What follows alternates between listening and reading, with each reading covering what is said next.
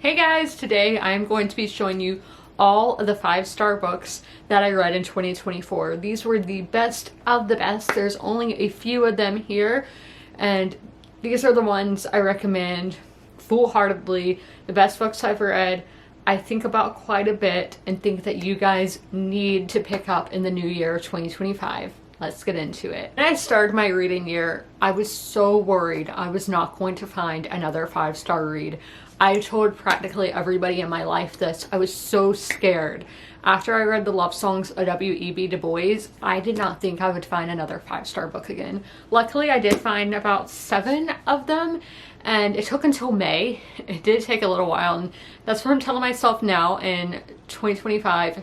I've only completed 1 book this year, but you know, I'm in the middle of a few others, and none of them feel like a 5-star. I'm like, it took you to May last year. It took you 5 months. It's going to be okay. You're going to get there.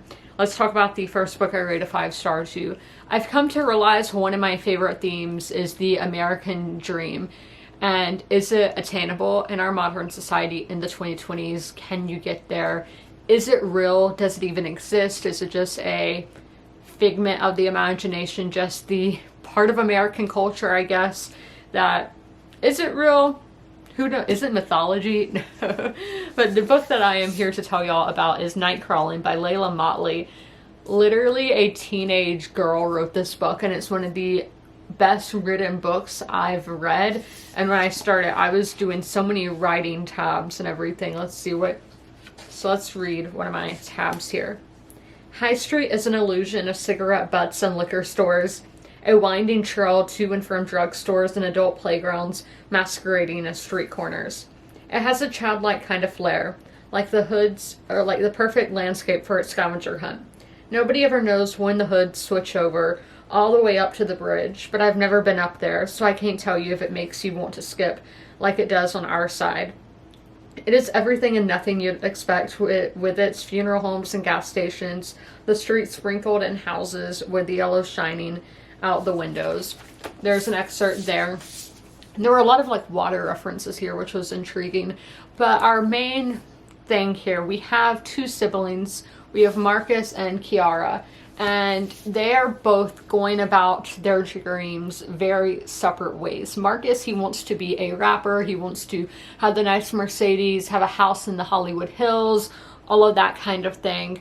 And he is basically throwing everything aside to get to that. Kiara, she is the more sensible one, I guess you can say, and she just wants to survive. She just wants to have a roof over her head. With her brother doing all that, not really having a real job, it's on her, a literal teenager, to make sure that they have rent, to make sure there's food on the table. And then she is an empathetic person, is trying to take care of everyone around her, her neighbors, her friends, and everything. And it gets her in some sticky situations, and is so important because I think so many Americans are probably in this situation, especially in our larger cities. And again, a teenager wrote this book, and her intelligence levels and her way with words, you would think she's been writing books for years, and this was nominated for the Booker Prize. It was a part of Oprah's book club in 2022, and it did not disappoint. Now we have a book translated from the French, Disoriental by Najar Dajawadi. I read these around the same time. This one was a mood read, didn't annotate it, but this is an Iranian book, and it is about this girl who is growing up in Iran, and the Islamic Revolution happens, and her family escapes and goes to Europe.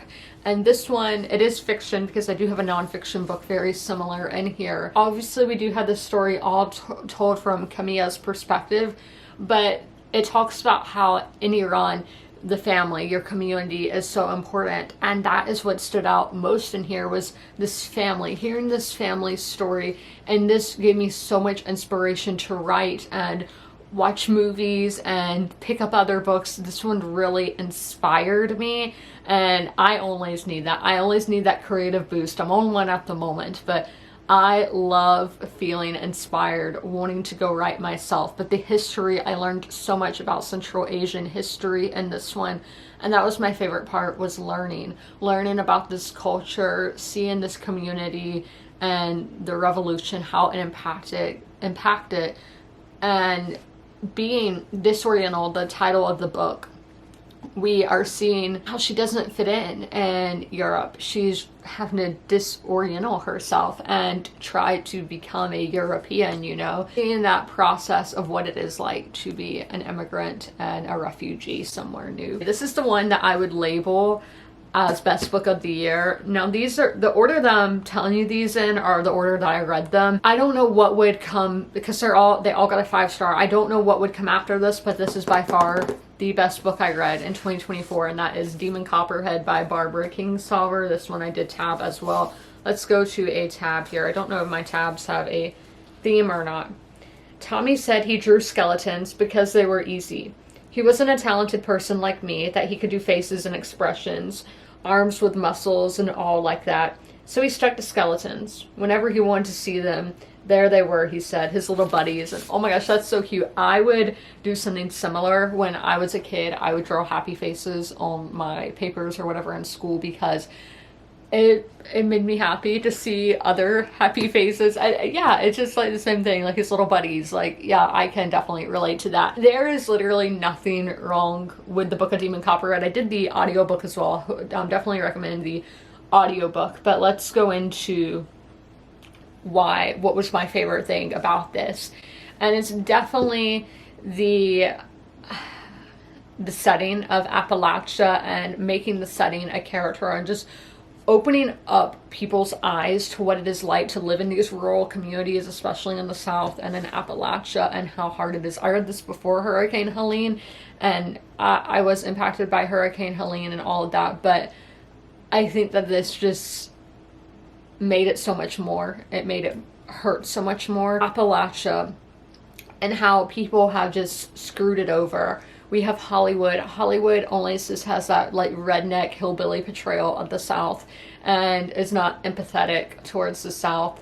And therefore, you know, Hollywood, what people see on screen has such a big influence on people's dialogue and how they think and all of that. I know probably a lot of people don't think about it, but it does have a huge influence.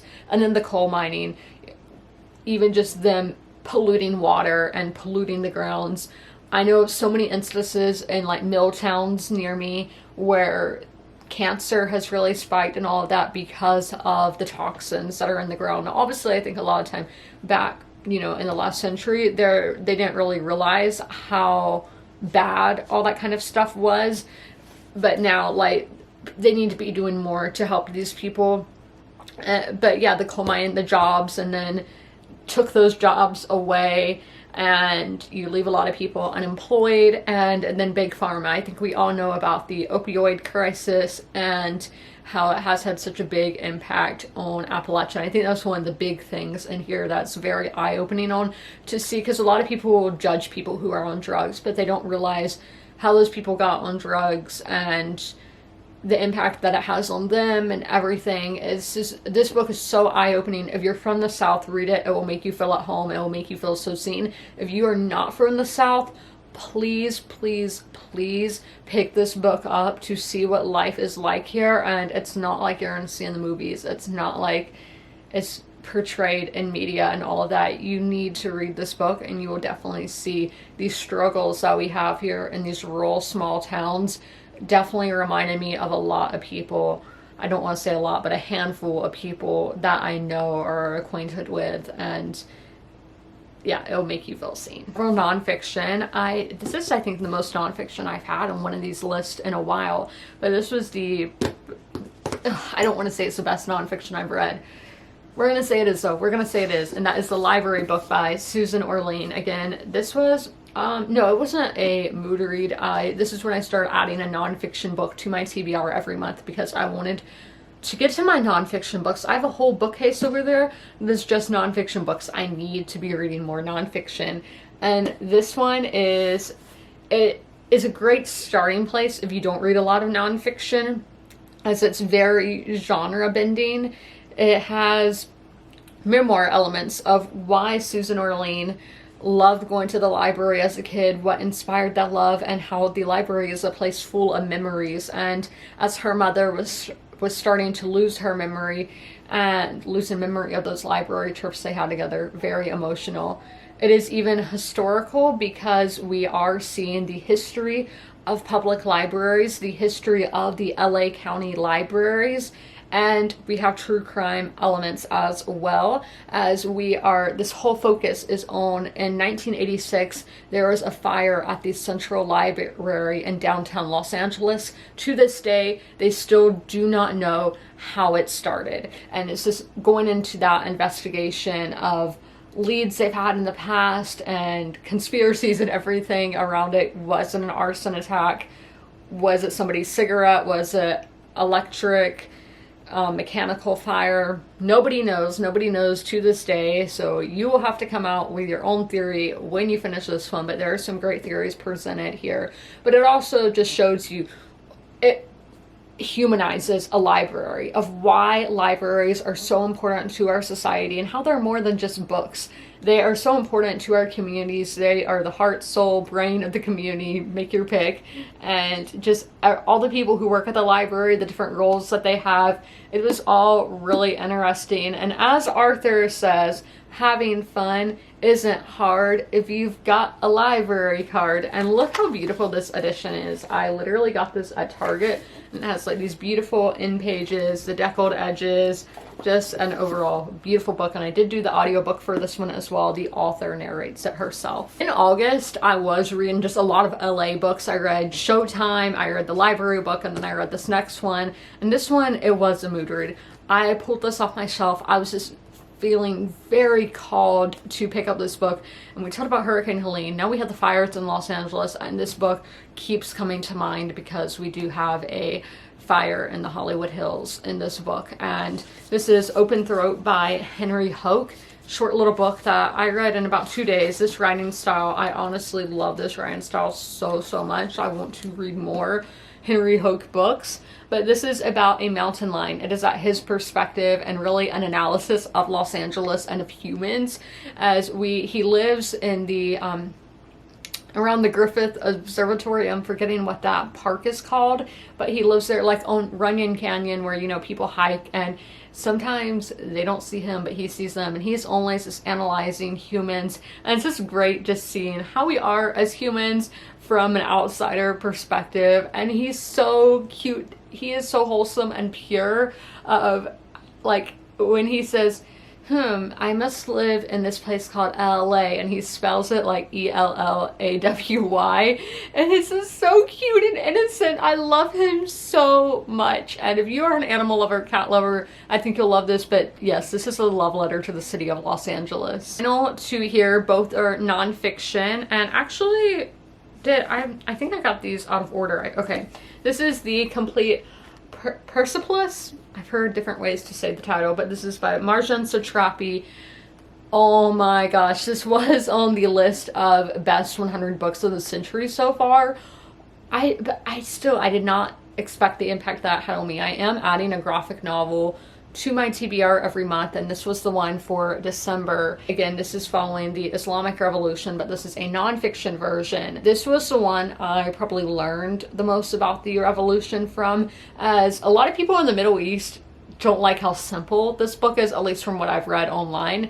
But that was the point. Marjane Satrapi wanted to make this accessible for a Western audience so they can understand what she went through and where she came from. And this one is even more, I don't want to say more intriguing, but we have her, she goes to Europe, she goes to the West, and doesn't fit in there. But when she goes back to Iran, this is the first Iranian book where I've read where the person goes back, and she doesn't fit in there because of her years in the West, and it's just really awkward trying to find her place. I think needs to be required reading in school, because we are seeing her, that was another thing I loved. We are seeing this from when she is a little girl to, you know, an adult. Sometimes her parents are having to explain to her what is happening around her. So when people say explain it to me like I'm 5, that is what is happening here. And I think it's such a great way to educate people. And I think this is extra special because Iran is still like seen as an enemy to America. And for people to realize that not everybody in Iran is a terrorist or fundamentalist. It's very similar to The Book Thief in that regard, because The Book Thief is an anti-war book, but it's showing Nazi Germany, and I don't think a lot of modern audiences can relate to that. Like, they know Nazi Germany is bad, but Germany is it's still a Western country, and it's a country that is an ally now, when Iran is not that, and Iran is not a Western country, and is just so different than the United States and from, you know, the Western media that we see. And I cannot wait to watch the movie for this. I watched the trailer and cried. I legit cried. I did not cry while reading the book, but I watched the movie trailer and was just crying and watching the trailer over and over. So once one of my friends watches it or reads this, I'm going to see if he wants to watch the movie with me.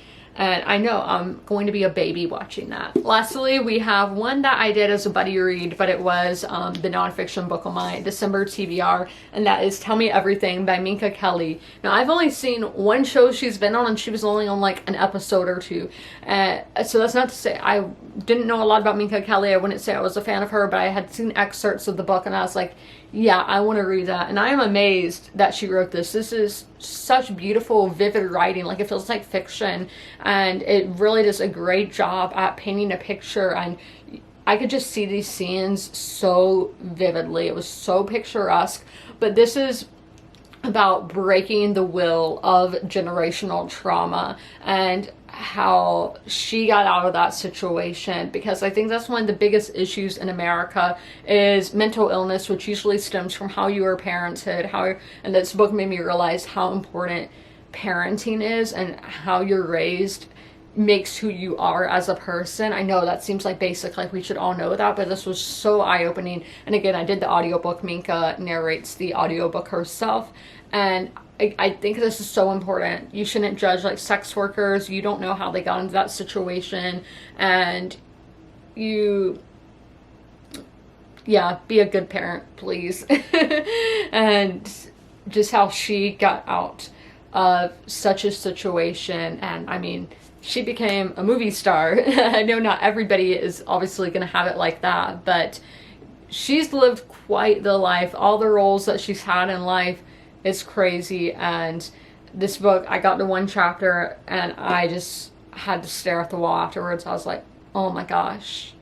And when I got to that, I was like, this is a 5-star read. And those were the best books I read in 2024. Please read them in 2025. They're so good, and I think they are so impactful and important to read, and I hope that you love them as much as I did. I hope you guys enjoyed this video. If you made it all the way through, leave a snow emoji in the comments below, and as always, comment, rate, and subscribe. And don't forget to ring that notification bell to be notified when all my videos go live. I'll see you in my next one. Bye! If you are familiar with my videos, you're used to seeing Sherman at the end of them. Sadly, Sherman has since passed away, but I would still like to encourage you guys to help your local shelters. Sherman was at the Darlington County Humane Society in rural South Carolina. I always have their link down below in the description if you guys would like to help them, but also help your local shelters as well. You can do that by donating, sharing posts like this one, volunteering, fostering, and adopting, which it's great to do all of those things. Great to help your community, great to help the animals in your community, and I cannot recommend it enough. All of my pets were rescues. They were strays or from animal shelters, and I love them so much, and I know how much love they can give, so knowing these pets at the shelter can equally give that much love, it's amazing. And y'all should totally take part and help out those local animal shelter pets, and please help them.